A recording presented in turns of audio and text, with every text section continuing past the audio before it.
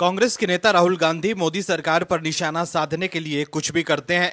वो ऐसे ऐसे मुद्दे ढूंढ कर लाते हैं जो किसी काम के नहीं होते हैं और अंत में राहुल गांधी खुद ही बैकफुट पर आ जाते हैं। राहुल गांधी लाख कोशिश करते हैं कि कैसे भी करके उनकी सियासी लॉन्चिंग हो जाए और वो सत्ता में आ जाए। इसलिए राहुल गांधी बीजेपी के खिलाफ दुष्प्रचार भी कर रहे हैं। लेकिन अब राहुल गांधी के साथ जो कांड हुआ है और उनको लेकर जो खुलासे हुए हैं, उससे देश के लोग हैरान हैं कि आखिर राहुल गांधी ऐसा कैसे कर सकते हैं। हालांकि अब स्थिति ये हो गई है कि दुष्प्रचार करने के मामले में भी राहुल गांधी फेल हो जा रहे हैं और उनकी दाल नहीं गल रही है। इस बार दूध का दूध और पानी का पानी हो गया है, जिसके बाद बीजेपी पूछ रही है कि राहुल गांधी ऐसा कैसे कर सकते हैं। इस खबर में आगे आपको बताएंगे सब कुछ डिटेल में कि कैसे राहुल गांधी हो गए हैं एक्सपोज और कौन सी बात आई है बाहर।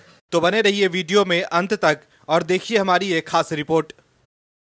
कांग्रेस नेता राहुल गांधी मोदी सरकार के खिलाफ दुष्प्रचार कर लोगों को सरकार के खिलाफ करने की कोशिश करते हैं, लेकिन अब जो खुलासा हुआ है उसके बाद राहुल गांधी खुद सवालों के घेरे में है और बीजेपी के प्रहार के बाद राहुल गांधी कुछ भी नहीं बोल पा रहे हैं। राहुल गांधी अडानी ग्रुप को लेकर आई भ्रामक हिंडनबर्ग रिपोर्ट पर तो मोदी सरकार को घेर रहे हैं, जबकि इस मामले पर सुप्रीम कोर्ट पहले ही अडानी ग्रुप को क्लीन चिट दे चुका है। लेकिन वो उस रिपोर्ट पर चुप्पी साधे हुए हैं जिस पर कांग्रेस घिर गई है। विदेशी रिपोर्ट पर तो राहुल गांधी को पूरा विश्वास है, लेकिन उस रिपोर्ट पर कुछ नहीं बोल रहे हैं जिस रिपोर्ट की वजह से कांग्रेस एक्सपोज हो गई है। दोस्तों, कांग्रेस के नेता तो लोगों को कहते हैं कि हम जो कहेंगे वो करके दिखाते हैं, लेकिन अभी हाल ही में एक रिपोर्ट आई है जिसने कांग्रेस के सभी वादों की पोल खोल कर रख दी है। उस रिपोर्ट से साफ हो गया है कि कांग्रेस की कथनी और करनी में कितना फर्क है।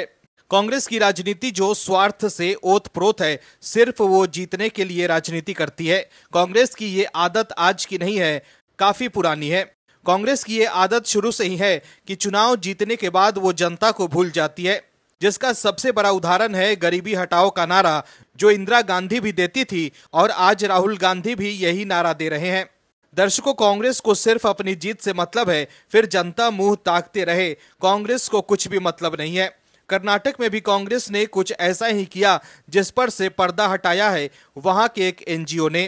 दरअसल कांग्रेस ने अपने लोक लुभावन वादों के दम पर 2023 के कर्नाटक विधानसभा चुनाव में बहुमत हासिल किया था। हालांकि एक एनजीओ के सर्वे में दावा किया गया है कि सरकार के 1 साल होने तक केवल 3% वादे ही पूरे हुए हैं। NGO civic Bengaluru city voluntary initiative for city ने सिटीजन रिपोर्ट कार्ड नाम से सर्वे की रिपोर्ट जारी की है। इस रिपोर्ट में कहा गया है कि कांग्रेस ने चुनाव के दौरान 59 चुनावी वादे किए थे। रिपोर्ट के मुताबिक कांग्रेस ने रोजगार, उद्योग, पर्यावरण, शिक्षा, स्वास्थ्य और बेंगलुरु से जुड़े 59 वादे किए थे। सिविक टीम के मुताबिक इनमें से केवल 2 ही वादे पूरे किए गए हैं। वहीं 10 वादे ऐसे हैं जिनको पूरा करने के लिए काम चल रहा है, यानी 17% चुनावी वादों पर काम चल रहा है। अब तक 42% वादों पर काम शुरू नहीं हुआ है, यानी सरकार 71% वादों पर जनता को कुछ नहीं दे पाई है। वहीं दूसरी तरफ कांग्रेस और राहुल गांधी बीजेपी के सवालों के घेरे में भी हैं। बीजेपी ने राहुल गांधी पर जमकर निशाना साधा है। बीजेपी ने कांग्रेस पर झूठ की राजनीति और वादा खिलाफी का आरोप लगाया है। बीजेपी ने राहुल गांधी पर कर्नाटक और हिमाचल प्रदेश में अपनी पार्टी के चुनावी वादों को पूरा न करने का आरोप लगाया है। बीजेपी ने कहा है कि कांग्रेस नेता छल कपट और झूठी राजनीति का पर्याय बन गए हैं। बीजेपी ने दावा किया है कि कर्नाटक में कांग्रेस सरकार ने विधानसभा चुनाव के कुल 59 वादों में से सिर्फ 2 को पूरा किया है। कर्नाटक और हिमाचल के लोग ठगा महसूस कर रहे हैं। जहां भी कांग्रेस सत्ता में है, वहां के लोग ठगा महसूस कर रहे हैं।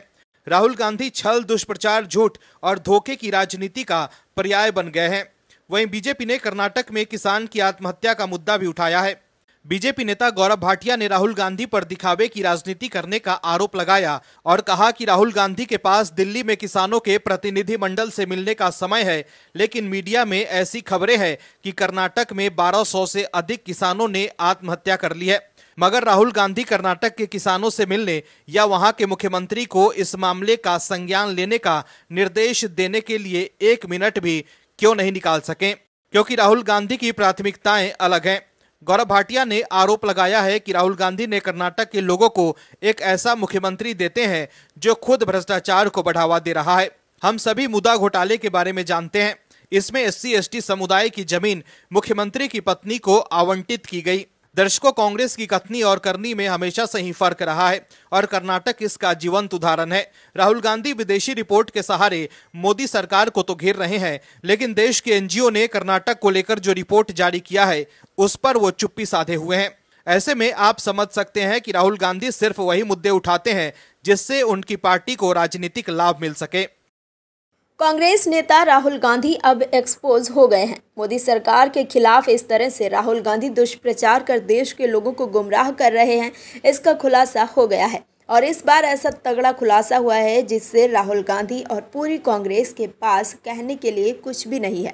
दर्शकों, हिंडनबर्ग की नई रिपोर्ट को लेकर राहुल गांधी और कांग्रेस के नेता मोदी सरकार पर निशाना साध रहे हैं, लेकिन अब राहुल गांधी को लेकर जो बात बाहर आई है उससे देश के लोग खुद समझ जाएंगे कि कैसे राहुल गांधी राजनीतिक रोटियां सेकने के लिए मोदी सरकार पर निशाना साधते हैं। दर्शकों, हिंडनबर्ग रिपोर्ट हकीकत कम और बाजार को फंसाना ज्यादा लग रही है, क्योंकि जो हिंडनबर्ग खुद अपनी विश्वसनीयता को बचाने की लड़ाई लड़ रहा है उसके द्वारा किए गए पटापेक्ष पर अब बाजार को कुछ ज्यादा भरोसा नहीं रहा है। जब शनिवार को हिंडनबर्ग की रिपोर्ट आई तो सभी लोगों को लगा कि जब सोमवार को बाजार खुलेगा तो इसका खासा असर जनवरी 2023 की तरह देखने को मिलेगा। लेकिन शुरुआती उतार चढ़ाव के बाद शेयर बाजार संभल गया और हिंडनबर्ग की रिपोर्ट औंधे मुंह गिर गई। दर्शकों, हिंडनबर्ग के सहारे विपक्ष ने भी मोदी सरकार को घेरने की कोशिश की, लेकिन मोदी सरकार के राज में बाजार बम बम है। मोदी सरकार के तीसरे कार्यकाल में शेयर बाजार में तेजी देखने को मिल रही है। भारतीय अर्थव्यवस्था का आधार मजबूत होने के कारण सेंसेक्स और निफ्टी नए रिकॉर्ड बना रहे हैं। इस कारण से आम निवेशकों के साथ साथ देश के बड़े राजनेताओं को भी जमकर मुनाफा हो रहा है। इसमें विपक्ष के नेता राहुल गांधी भी शामिल हैं। IANS के कैलकुलेशन के मुताबिक राहुल गांधी को बीते करीब 5 महीने में शेयर बाजार से 46.49 लाख रुपए का मुनाफा हुआ है। ये मुनाफा उनकी ओर से रायबरेली लोकसभा के लिए भरे गए चुनावी नामांकन में दर्ज शेयरों के आधार पर कैलकुलेट किया गया है।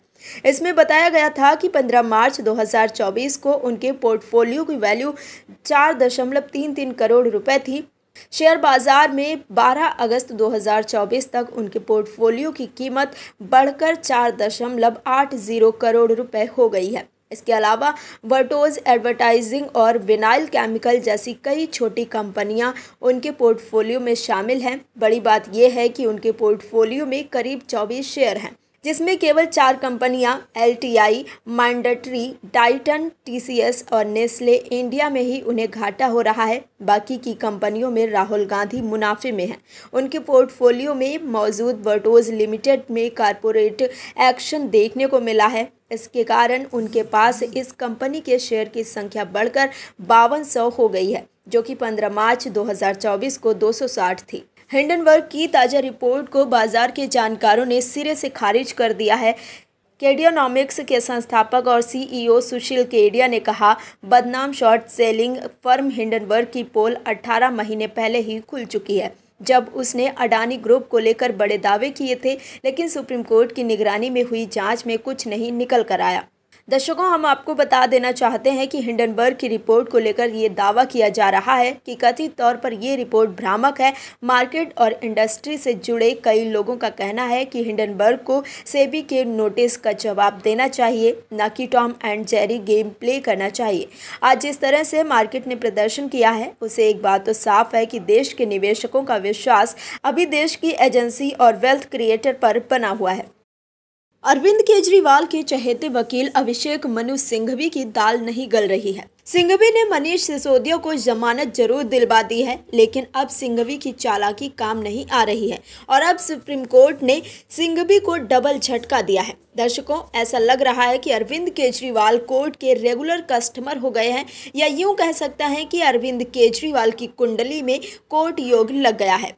अरविंद केजरीवाल कितनी ही कोशिश कर लें कोर्ट काल से बाहर निकलने की, वो लगातार इसमें फंसते ही जा रहे हैं। अरविंद केजरीवाल लगातार अलग अलग मामलों में कोर्ट के सामने पेश हो रहे हैं। अभी तक अरविंद केजरीवाल शराब घोटाले के आरोप में ही कोर्ट में पेश हो रहे थे। बाकी केसों में अभी तक शांति थी, लेकिन अब बाकी मामलों ने भी अपने फन निकालने शुरू कर दिए हैं। अरविंद केजरीवाल के बारे में हम सभी लोग जानते हैं कि वो भ्रम फैलाने में महारत हासिल कर चुके हैं। अरविंद केजरीवाल लोगों से किए वायदों के साथ तो ऐसा करते ही हैं, अब वो पीएम मोदी की सरकार और उनके नेताओं के खिलाफ भ्रामक वीडियो बनाने वाले लोगों की भी वीडियो रिट्वीट करते नहीं थकते थे। लेकिन ऐसा ही एक भ्रम फैलाने के चक्कर में केजरीवाल को कोर्ट ने तलब कर दिया है, और वो भी सुप्रीम कोर्ट ने, जिसके बाद अरविंद केजरीवाल के वकील अभिषेक मनु सिंघवी कोर्ट पहुंच गए और कहने लगे बस यही देखना बाकी रह गया था। यूट्यूबर ध्रुव राठी का एक वीडियो शेयर करके मानहानि केस का सामना कर रहे दिल्ली के मुख्यमंत्री अरविंद केजरीवाल ने सुप्रीम कोर्ट से 8 से 12 सप्ताह मोहलत की मांग की।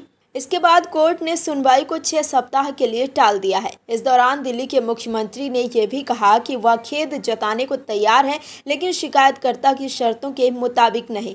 ध्रुव राठी के एक यूट्यूब वीडियो को एक्स पर शेयर करने की वजह से भाजपा नेता सुरेश नखुआ ने दिल्ली के मुख्यमंत्री के खिलाफ मानहानि का केस दायर किया था। उनका आरोप है कि ध्रुव राठी ने उन पर गलत आरोप लगाते हुए वीडियो बनाया, जिसे केजरीवाल ने साझा करके मानहानि की है।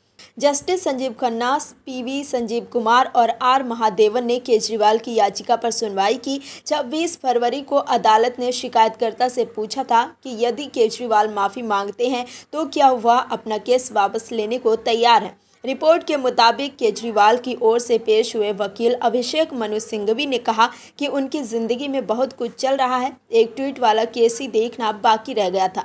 उन्होंने मामले को 8 से 12 सप्ताह तक स्थगित करने की मांग करते हुए कहा कि इस मामले में जो भी होगा वो अदालत को सूचित करेंगे। वहीं दूसरी तरफ कथित शराब घोटाले में अपने डिप्टी को मिले राहत के बाद दिल्ली के मुख्यमंत्री अरविंद केजरीवाल ने जमानत के लिए सुप्रीम कोर्ट का दरवाजा खटखटाया है। केजरीवाल ने सीबीआई केस में अपनी गिरफ्तारी को चुनौती देने के साथ ही जमानत के लिए याचिका दायर की है। आम आदमी पार्टी के राष्ट्रीय संयोजक को मनी लॉन्ड्रिंग केस में पहले ही सर्वोच्च अदालत से अंतरिम जमानत मिल चुकी है।